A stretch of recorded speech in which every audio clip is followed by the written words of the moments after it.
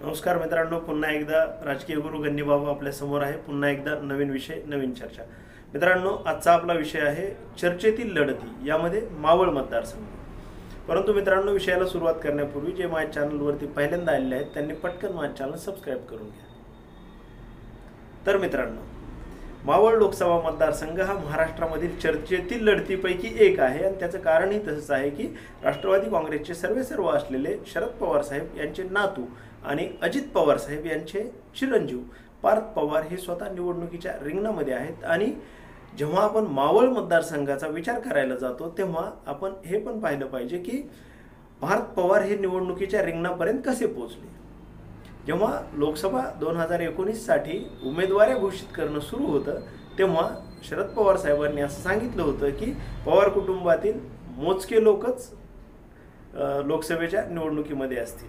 सुप्रियाताई स्वतः बारामतीमध्ये लढतात आणि शरद पवार साहेबांनी जनतेची अशी इच्छा आहे की मी माड्यामधून लढावं असं बोलून दाखवलं होतं. म्हणजे शरद पवार साहेब हे माड्यामधून लढणार होते आणि त्याच काळामध्ये पार्थ पवार यांचं पण नाव चर्चेमध्ये आलं आणि ते मावळमधून लढणार असं अशा बातम्या आल्या. आणि मग बातम्या आल्यानंतर जेव्हा एक उमेदवारी जाहीर करण्याच्या 2-3 दिवस आधी शरद पवारांनी स्वतः सांगितलं होतं की पार्थ पवार हे मावळमधून लढतीलच असे काही नाही. तेव्हा पुन्हा 2 दिवसानंतर त्यांना पार्थ पवार यांची उमेदवारी घोषित करावी लागली. मग पार्थ पवार यांची उमेदवारी घोषित झाल्यानंतर शरद पवार साहेबांनी माड्यामधून माघार घेतली. हे सर्व आपण महाराष्ट्राने पाहिलेलं आहे. आता नक्की काय झालं, कसं झालं, पवार साहेब आणि त्यांच्या कुटुंबियांना जास्त माहिती. मागील काही व्हिडिओमध्ये मी काही अंदाज व्यक्त केलेले आहेत. परंतु मित्रांनो, जेव्हा पार्थ पवार हे निवडणुकीच्या रिंगणामध्ये आले तेव्हा त्यांचा सामना हा विद्यमान खासदार श्रीरंगाप्पा बारणे यांच्या सोबत होता. आणि मग जेव्हा आपण मावळ मतदारसंघाचा विचार करतो तेव्हा आपल्याला हे माहिती असलं पाहिजे की मावळ हा लोकसभा मतदारसंघच मुळात 19 फेब्रुवारी 2008 रोजी अस्तित्वात आलेला आहे. आणि त्यानंतर झालेल्या 2009च्या लोकसभा निवडणुकीमध्ये पहिले मावळ लोकसभा मतदारसंघाचे पहिले खासदार होण्याचा मान शिवसेनेचे गजानन बाबर यांना मिळालेला आहे. त्यानंतर 2014च्या निवडणुकीमध्ये शिवसेनेकडून श्रीरंगाप्पा बारणे यांना उमेदवारी देण्यात आली आणि मावळ लोकसभा मतदारसंघाचे दुसरे खासदार ते झालेले आहेत. आणि मग जेव्हा मागील 5 वर्षाचा श्रीरंगाप्पा बारणे यांच्या कामकाजाविषयी आपण तेथील मतदारसंघातील काही लोकांकडून माहिती घेतली तेव्हा त्यांचं कामाविषयी बऱ्याचशा लोकांनी समाधान व्यक्त केलं. श्रीरंगाप्पा बारणे यांची आणखी एक जमेची बाब म्हणजे त्यांना सलग 5 वर्ष संसद रत्न पुरस्कार मिळालेला आहे. आणि सलग 5 वर्ष संसद रत्न हा पुरस्कार मिळवणारे देशामध्ये अतिशय मोजके खासदार आहेत आणि त्यापैकी श्रीरंगाप्पा बारणे हे एक आहेत.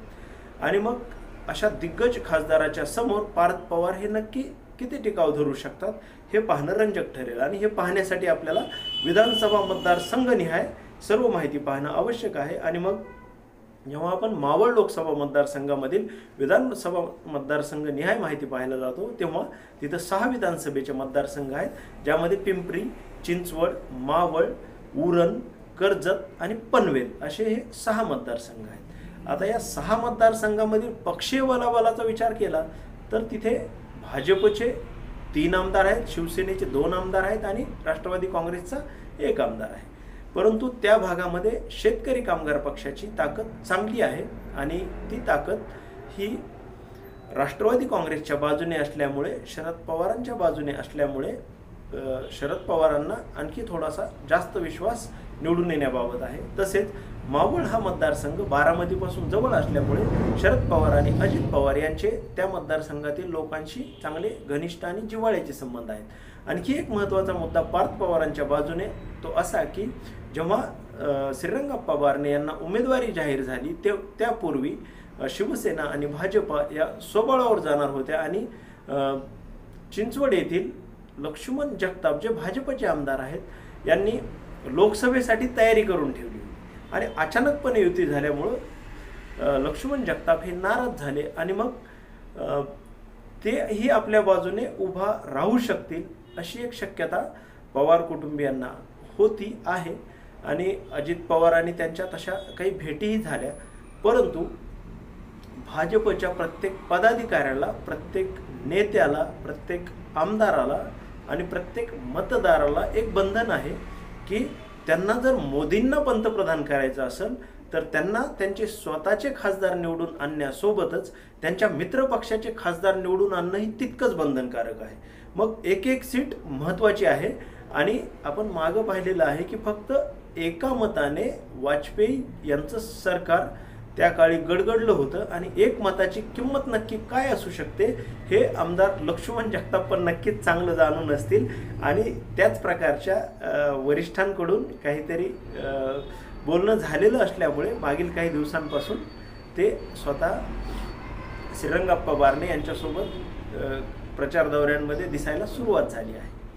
मग जेव्हा एकूण पक्षीय बलाबल, एकूण वातावरण, तेथील मतदारांच्या प्रतिक्रिया आणि या सर्व गोष्टींचा विचार करता मला वैयक्तिक असं वाटतं की हा मतदारसंघ राष्ट्रवादी काँग्रेसला जिंकणं अतिशय अवघड आहे. हा मतदारसंघ पुन्हा एकदा शिवसेना सहजपणे जिंकून येऊ शकते. पुन्हा एकदा सहजपणे श्रीरंगाप्पा बारणे हे निवडून येऊ शकतात. हा राजकीय गुरु गन्नीबाबाचा अंदाज आहे. तेथील जनता मतपेटीमधून येणाऱ्या काळामध्ये ठरवणार आहे आणि त्याचे निकाल आपण 23 मेला पाहणार आहोत. आजच्या पुरतं इतकंच. थांबतो. धन्यवाद.